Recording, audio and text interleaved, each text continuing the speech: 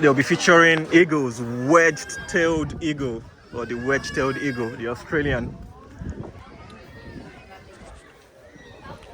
Thank you for the show. That's all right, anytime. Yeah, I'll be coming for the wedge-tailed eagle. That's like the the benchmark of all praise of. The white-bellied's pretty impressive. Oh, really? She's even bigger than the wedgies. Wow. So you'll definitely have to stick around for that. We'll get them both in there. By 1 o'clock, eh? Yeah, 1 p.m. sir, and then we'll be heading down here afterwards to do holds with the white-belly. Okay. If you're lucky, you can hold the white-belly.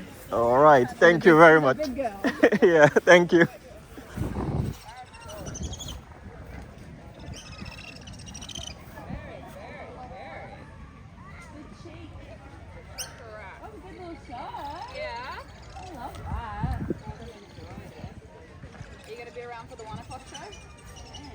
Probably not, but I am suggesting to guest seat to be. Definitely recommend it. Iluka is very impressive. Yes, very. It's our white belly.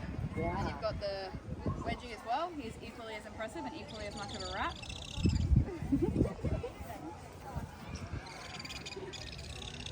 Stop trying to eat.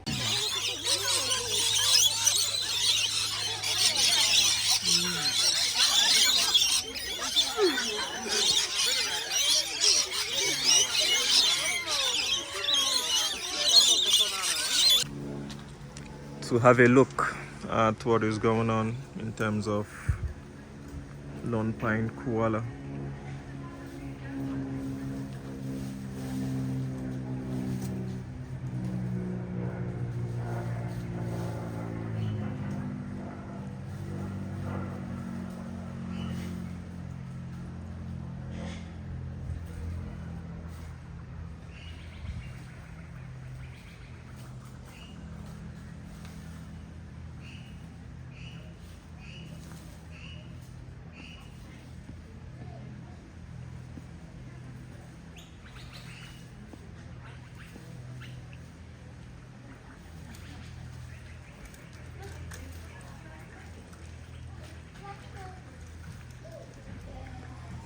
Shining and shimmering just beneath the surface, and then he would grab it in his talons and take it to land over at Piero just like that to consume his food. Now from a training perspective, Piero's smiling right now. The reason she's smiling is because Zephyr just did 6 flights across the stage. Typically when Zephyr flies, he will only do 2 to 4. We decided to try and ask him to do more today because everyone's sitting in the right spots. You'll notice that we have reserve signs out. That's specifically for Zeph. We know Zeph very well. We know how to ask him to succeed. And with you guys all being nice and quiet just then, you just helped our raptor to feel confident enough.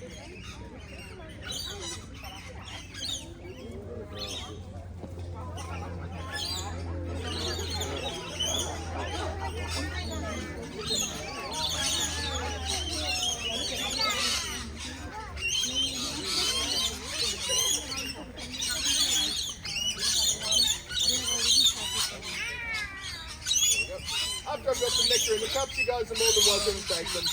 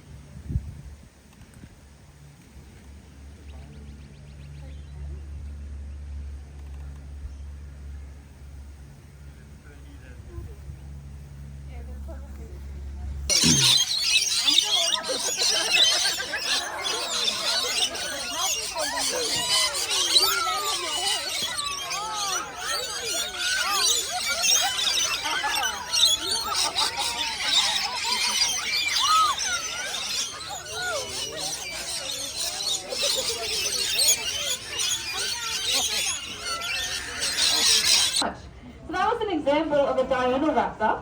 We're now going to move on to a nocturnal raptor. And sometimes our box likes to play tricks on us. Technical difficulties.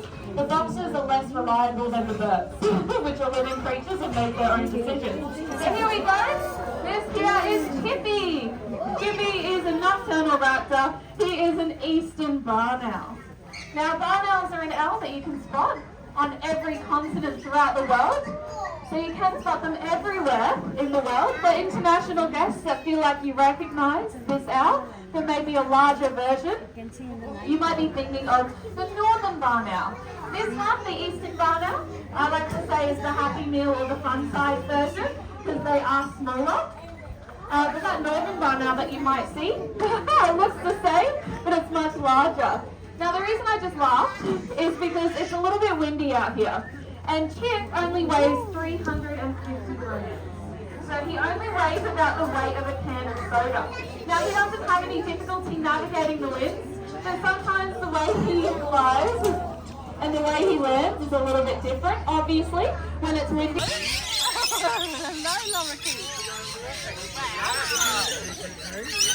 Wow.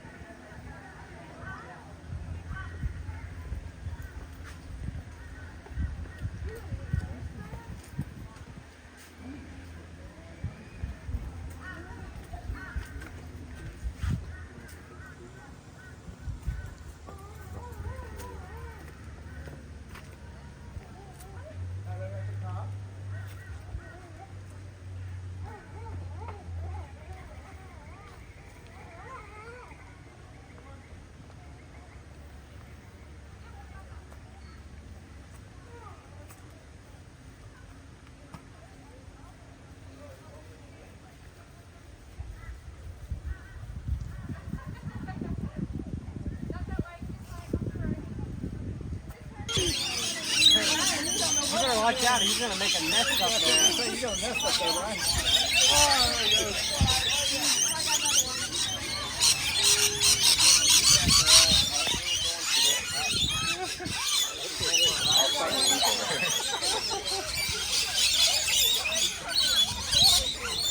Smile, Mom. Smile, Mom.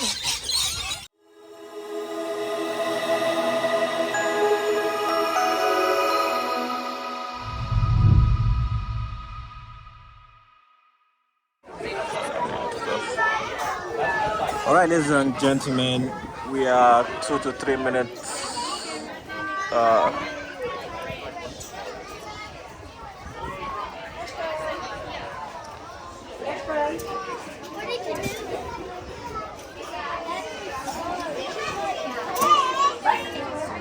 just give me a moment, let me see what you're talking about.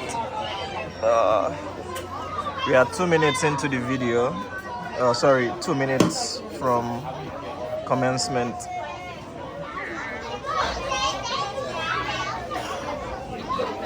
Okay, something has hit my face.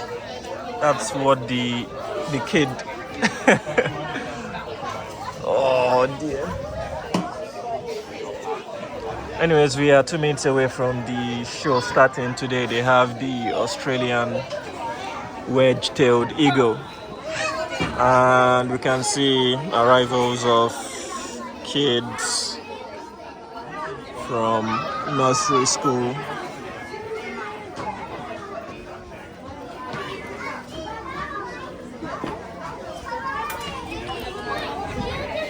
All right.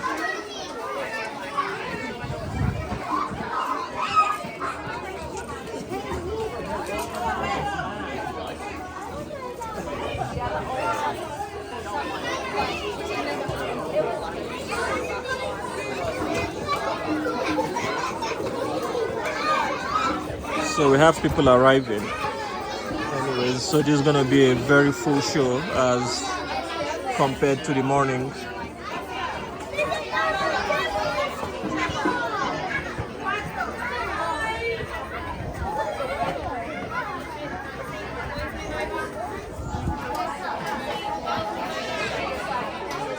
So yeah, I've seen the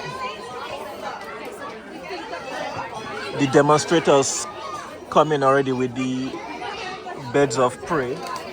They are just right in behind the box, putting the birds of prey inside, readying them for the show.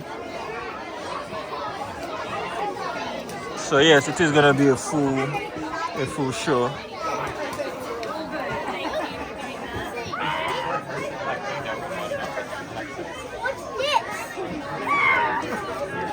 It's not easy being a teacher, instructing these kids.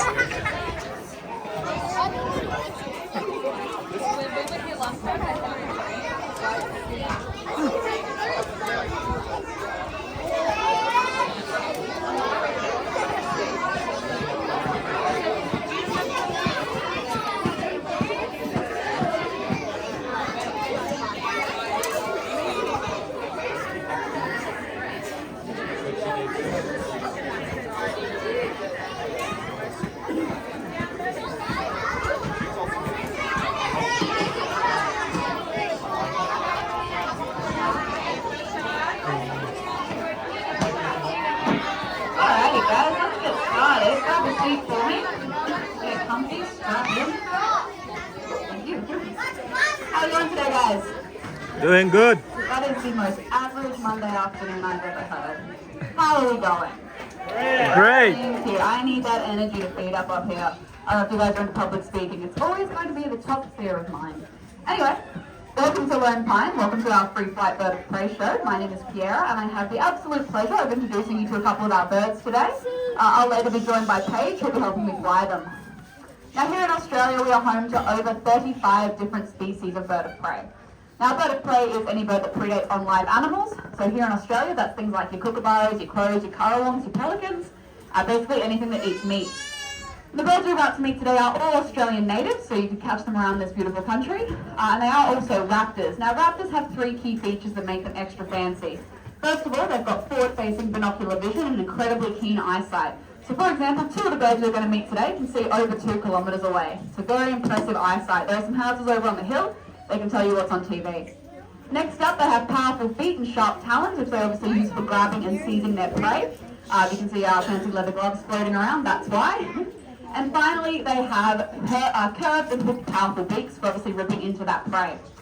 Now, those are some very sharp and very pointy reasons that I have one rule during my show, and that is please remain seated the entire time. So if you're standing up, take a seat for me, otherwise we can't fly our birds for you guys today. I'll get you to take a seat for me up the back now.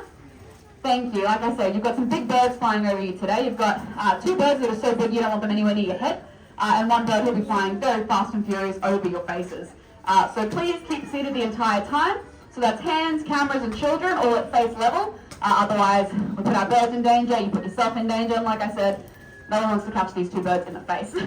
That being said, I'm sure you're probably thinking that I am a very impressive sight, and you're not wrong, but I am about to introduce you to our showstopper of the show. And the bird that you're about to meet is the largest raptor we have here in Australia. Her name is Iluka, and she is going to make me work for it coming in hot today. Ooh, that's a big flight, Iluka. Where are you off to, kid? This here is Iluka, our beautiful white-bellied sea eagle. Like I said, she is the largest raptor we have here at Lone Pine, but not the largest raptor we have here in Australia. The largest raptor we have here in Australia is that wedge-tailed eagle. That was a bit chewy, wasn't it? There we go. So as you saw her fly in, I'm sure you noticed that beautiful large wingspan she's got. She's chowing down this food. Hello, ma'am. There we go. What do you think? Pretty impressive, yeah? A bit of a showstopper? So Iluka here, there we go. Iluka here only flies once a week. She is 31 years of age. So she's a nice big old girl. Keep my fingers on as I grab her. We'll just do some really adjusting. I'll bring her for a walk nice and close. Up, up.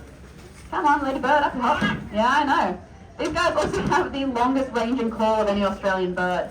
So once she gets going, you'll hear her and you will never be able to forget the sound of a white-bellied sea eagle. What she's doing here is just licking a bit of food that got caught on one of her little leg straps. So here we go. Let's hop up. Let's go for a walk. Very impressive. Straight to the face, thank you. Like I said, Iluka here is 31 years of age, so she's got about a year on me, which is pretty impressive.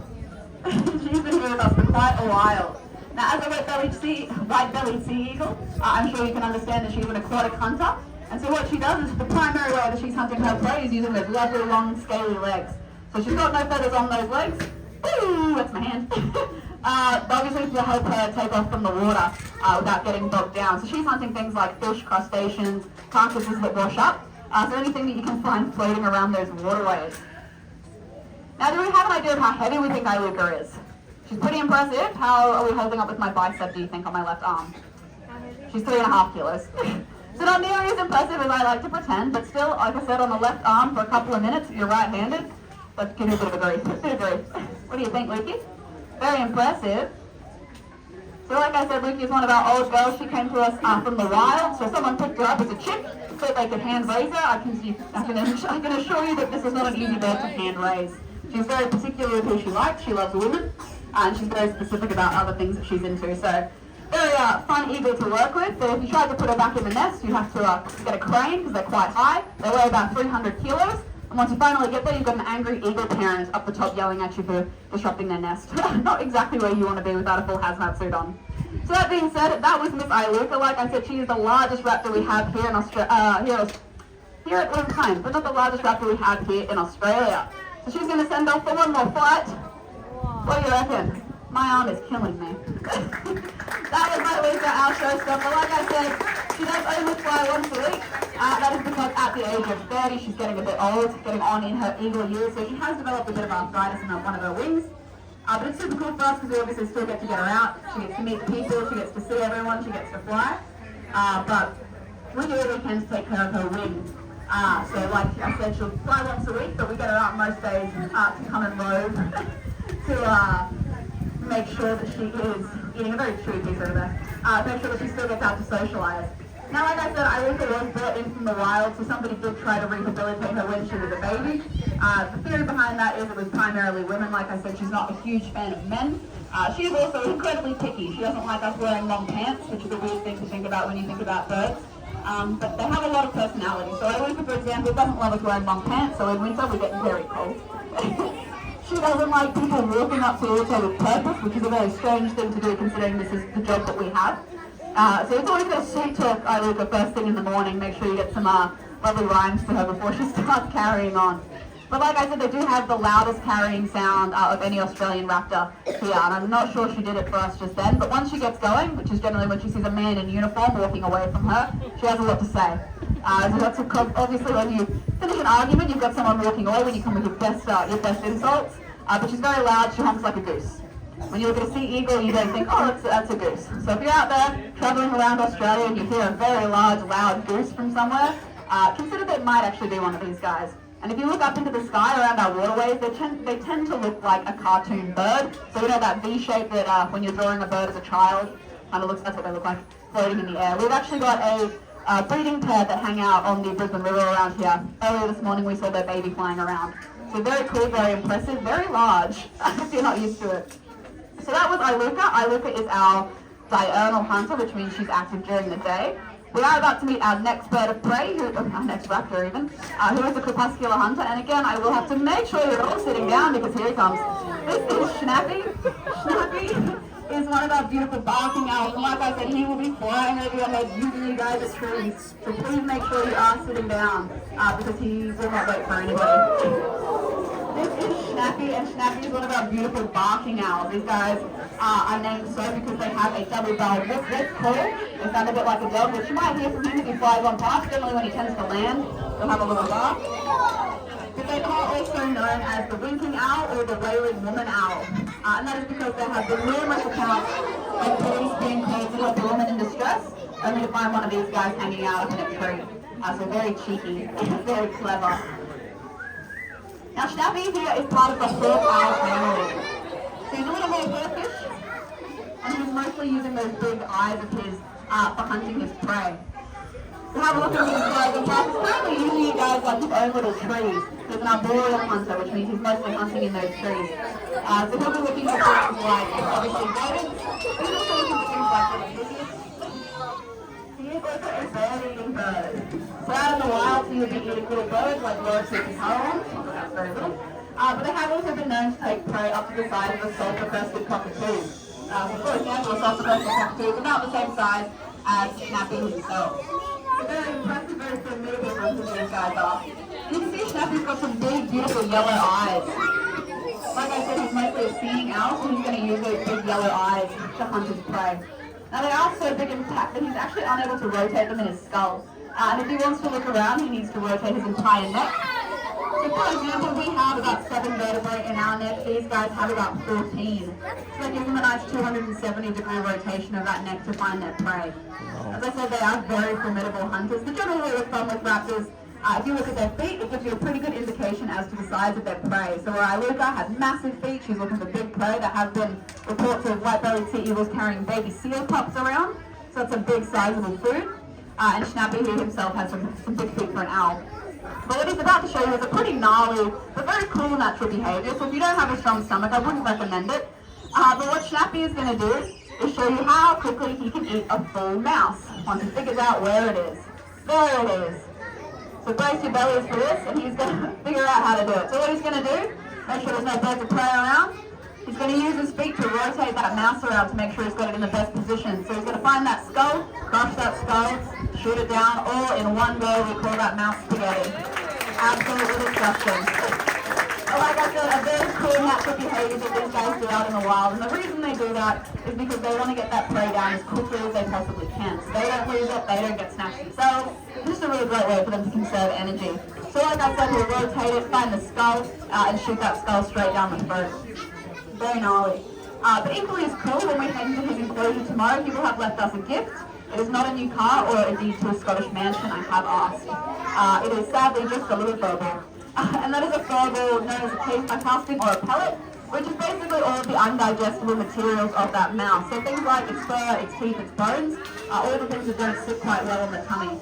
And that's really cool for us as raptor keepers because we can see what he was eating that day. But it also means we're able to see what wild raptors were eating without having to disrupt their nesting sites. So for example, we had a wild barking owl that was living around our compound for a little while, and from his pellets we could see he was eating things like koalas, lorikeets, and big possums. So very impressive, very cool for us to see. And the best thing we can do to help our barking owl population is to curb deforestation. So these guys love a natural wood hollow, which takes about 100 years or so to form, and is obviously very popular real estate. The best thing we can do to help them is obviously curb our deforestation efforts. Now we are about to meet the largest bird and predator. The largest predator we have here in Australia. There we go. It's my Monday. So if you keep your eyes to the sky, what Paige is going to do is show you how you handle a wedge-tailed eagle. Looking great.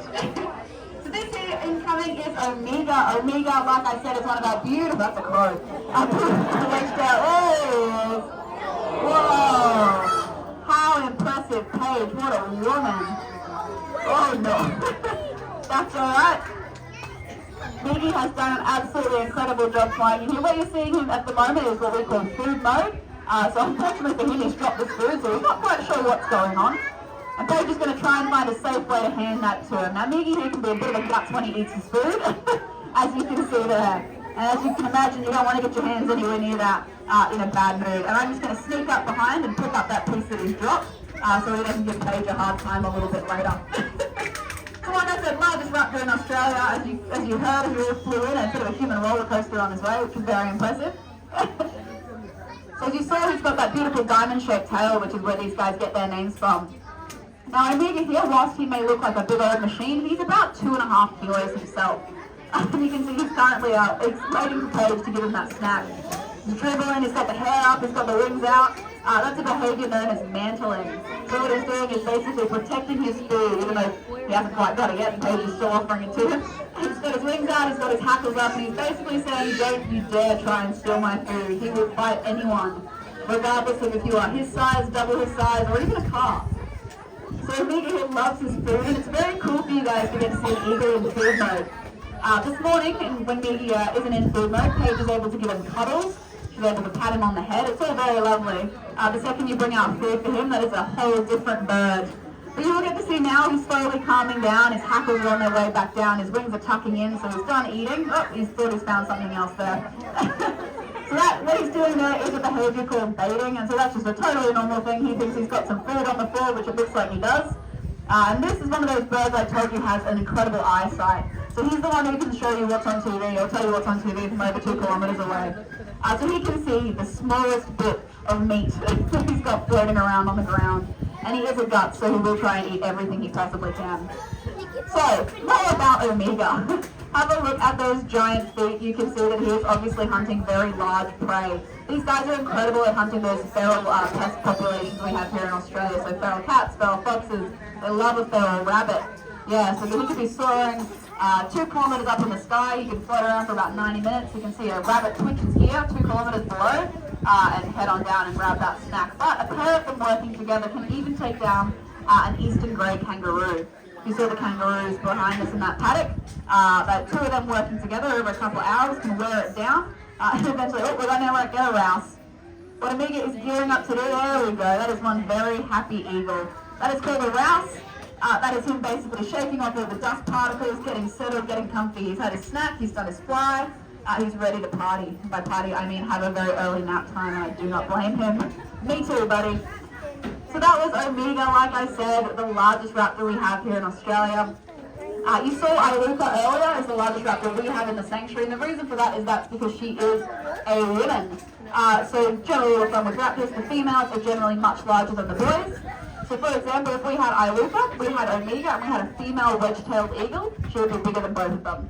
So for example, a female wedge-tailed eagle could have a wingspan of up to 2.5 metres and can weigh up to 5 kilos. So massive, quite big, very scary, very impressive. And the best thing for these guys, like I said earlier, there we go, show up those biceps, Paige. Paige does go to the gym quite often, purely just for this reason alone, so we can walk these eagles around. So as I said earlier, I explained a bit of what these guys are eating. They are also true Australians in the vein of work smarter, not harder. They love an easy meal. So these guys love snacking on carrion or roadkill. And so that is unfortunately also one of the prime reasons that we are losing our wedge-tailed eagles. So driving along the road, you see a big bird hunched over some carcass. He's not going to get up. He's not going to give up his food for a car, no matter how big it is. So the best thing we can do for these guys, if you see him hunkering down over a snack, is slow down, beat the horn, give him a chance to get up and get going. He does need a bit of a running jump to go. But other than that, they are absolutely incredibly beautiful birds. I was up in Malini yesterday and I saw 3 wild ones flying around. You should have heard the squeal that came from my body. The squeal I squelched. Well, I'm driving up this very steep, very windy road and I pull over. I'm like, oh, no, bird! And I look insane. But very impressive. Can you blame me? Anyway, that was Omega, who did a wonderful job.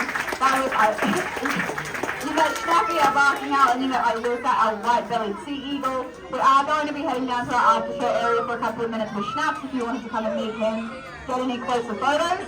Otherwise, our next presentation is the sheepdog show over in the paddock behind us. And we will see you next time. Have a great day. Thank you for listening. Thank you.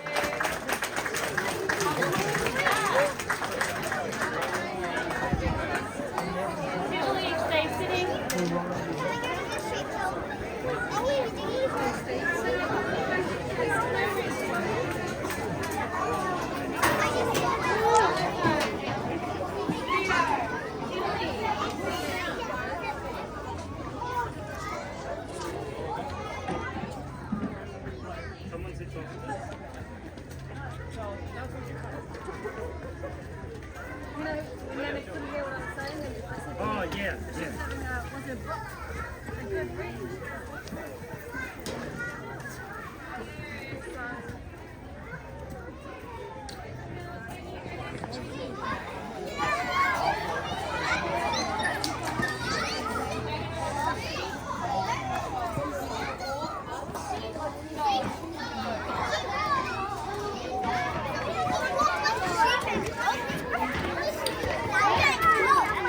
All right, folks, that's the end of the free raptor show. To be honest, I believe this show is actually worth something in the range of $20, $25, if not $35, to be honest.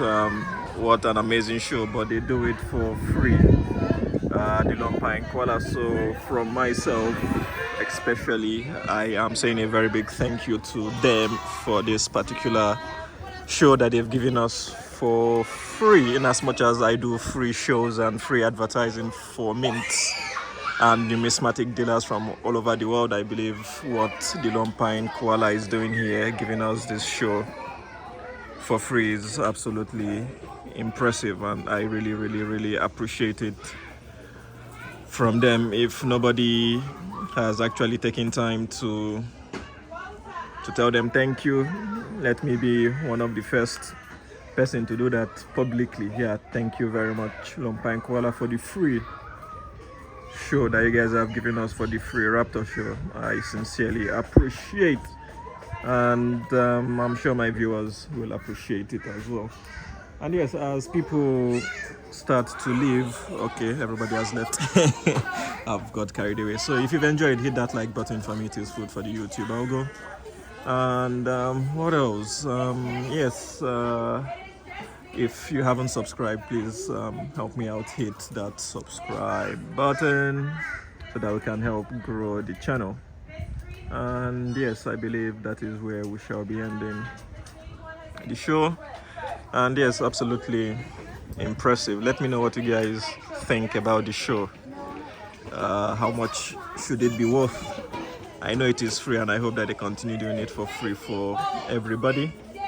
But yeah, let me know what you guys think. Should it be free? Sorry, how much do you think it should be worth? To me, $25-30 for this show, but 20 at the minimum should be the bare minimum, to be honest, if they are to charge. But highly generous of them, and yeah, I'm highly impressed.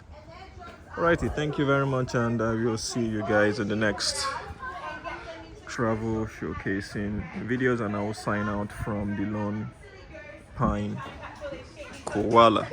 Thank you. Have a nice day.